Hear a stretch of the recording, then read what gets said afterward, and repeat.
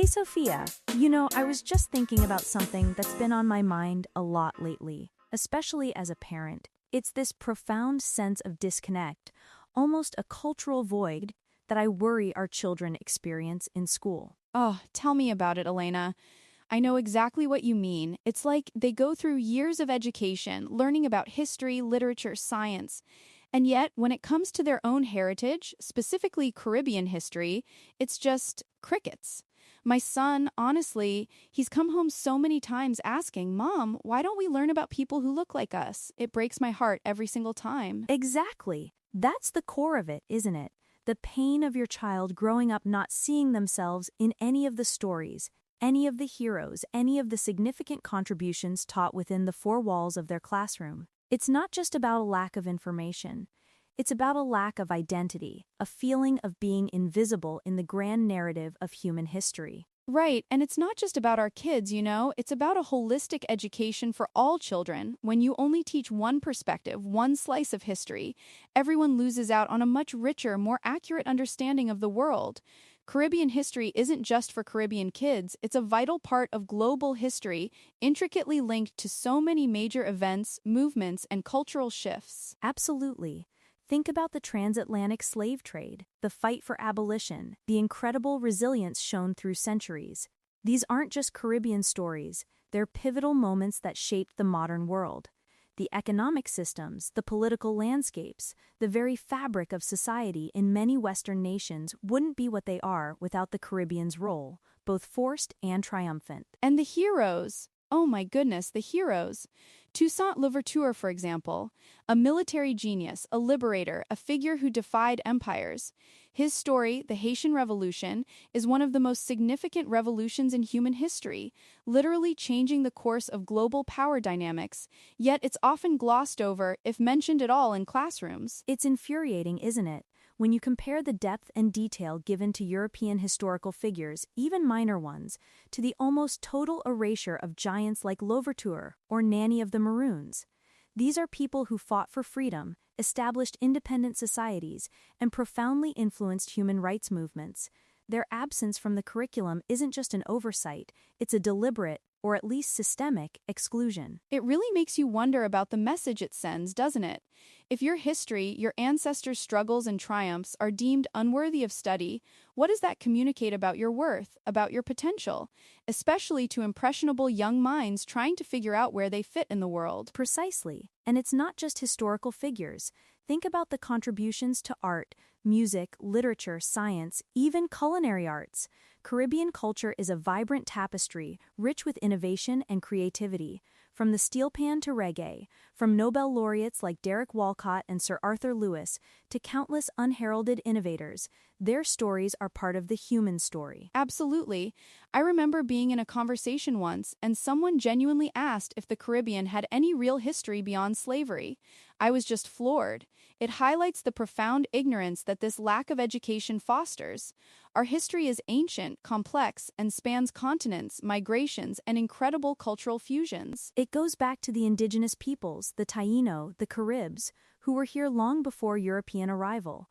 Their societies, their knowledge of agriculture, navigation, and medicine are often completely ignored. Then the layered histories of African, Indian, Chinese, European influences. It's a masterclass in global multiculturalism, a true melting pot that created something entirely new and unique. So, since the schools are dropping the ball, what do we do as parents, as a community, to ensure our children don't grow up with this void? How do we fill that cultural gap effectively without it feeling like extra homework? That's the million-dollar question, isn't it? I think the first step is consciously bringing these stories into the home environment. It starts with books. There's been a wonderful surge in diverse children's literature recently, books that celebrate Caribbean folklore, history, and everyday life. Reading these stories aloud, making them part of bedtime routines, makes a huge difference. Oh, for sure. We've got a growing collection, and my kids absolutely love them. They're fascinated by Anansi stories, for example, or tales of courage from their grandparents' islands. It really opens their minds and connects them to a heritage they might otherwise miss out on. Beyond books, I think music and art are incredibly powerful. playing reggae, calypso, soca, salsa, whatever your family's musical heritage is, and talking about its origins, the artists, the social commentary within the lyrics, visiting local art exhibitions featuring Caribbean artists, or even just looking at art books together. These are sensory, emotional connections that resonate deeply. Yes, we make it a point to listen to music from different islands, and then we'll pull up YouTube videos to see performances, or even documentaries about the history of genres like ska or mento. It's so much more engaging than a textbook, honestly. And the power of oral history, Sophia, is truly unmatched. Asking grandparents, aunts, uncles about their experiences, their childhoods, their journey, recording these stories, or just having regular conversations ensures that personal histories, which are often micro-histories of larger events, are preserved and passed down. My grandmother's stories about growing up in Trinidad during wartime are more vivid than any history lesson I ever had. That's so true. My own mother has this incredible knack for storytelling, and she weaves in so much history about her village, about the traditions, about how things used to be. My kids are absolutely captivated by her.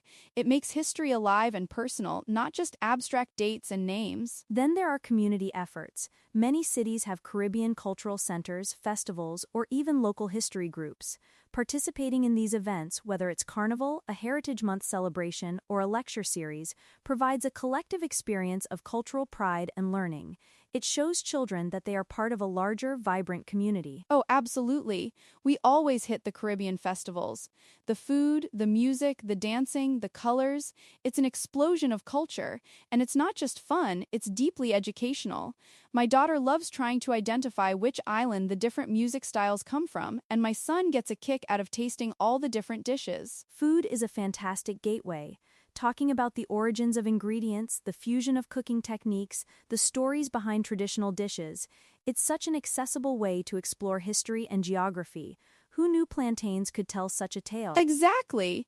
My kids now understand that curry goat isn't just goat, it's a testament to the Indian indentured laborers who came to the Caribbean and brought their culinary traditions with them, fusing them with local ingredients and African influences. It's a whole history lesson on a plate. I think it's also important to acknowledge that this isn't just about adding more to an already packed curriculum. It's about integrating these stories naturally and truthfully into the existing curriculum. When you talk about exploration, you talk about the Caribbean. When you talk about revolutions, you talk about Haiti. When you talk about economics, you talk about the plantation system and its global impact. Right, it's about seeing the Caribbean not as a periphery but as a central player in global history. It's not a side note, it's a chapter, a significant one, that deserves its proper place. And while we're doing all this at home and in our communities, we also need to be advocating for change within the school system itself. Attending PTA meetings, engaging with school boards, writing letters, joining parent groups that champion curriculum reform. Our voices need to be heard, demanding that our children's stories are not just heard, but valued. That's a tough one sometimes, you know? It feels like you're constantly pushing against a really big, slow-moving machine.